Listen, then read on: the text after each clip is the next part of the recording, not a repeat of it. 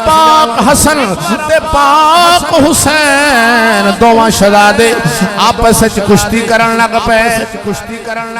इधर वे घर दे अंदर कुश्ती जारी है। मौला अली सरकार कोल ने पाक रसूलुल्लाह सल्लल्लाहु अलैहि वसल्लम सामने आप जदों कुश्ती करन लग पे दोवें शहजादे इमाम हसन ते हुसैन पाक रसूलुल्लाह सल्लल्लाहु अलैहि वसल्लम ने फरमाया ए हसन हुसैन दी लत फड़, ए हसन इधरों बांह फड़। जिवें दसीदा है वालद दाद दसीदे ने भी पहलवान नूं इथों फड़ सू इधरों फड़ सू।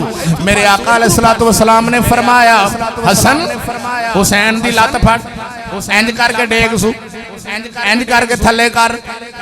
मौला अली बोल पे, तवज्जो बोले अजे आप अर्ज करते ने सोने आका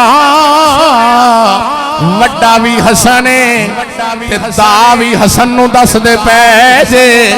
बोलते सही आपने फरमाया या रसूल अल्लाह वड्डे नूं दा दस दे दे। दा ते निक्के नूं दसना चाहिदा सी। हुसैन छोटा है हसन वड्डा है ते तुसीं वड्डे नूं आंदे जी इंज फड़ सू इंज फड़ सू। मेरे रसूलुल्लाह सल्लल्लाहु अलैहि वसल्लम ने फरमाया अली हुसैन नूं जिबरील दसदा पिया वे हसन नूं मैं दसना पिया। अली हुसैन नूं जिबरील दा दस रहा ते मैं फिर आख्या मैं हसन नूं दसना। हसन इधरों फड़ सू इधरों फड़ हसन इंज लत फड़ इंज। अकीदे दी बात दसन लगा। बात समझी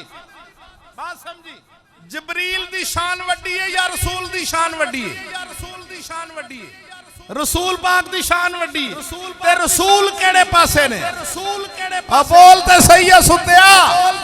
रसूल हसन वाले पासे ने, जिबरील हुसैन वाले पासे ने। पता चलिया शान इमाम हसन दी वड्डी सी हुसैन दी छोटी सी। जेड़े पासे रसूल सन इमाम हसन दी वड्डी है। इमाम हसन दा नाम क्यों नहीं लेना? तेनू मौत पवे उन्हां दा ते खत्म भी नहीं दुआना। इमाम हसन दा खत्म क्यों नहीं दुआना?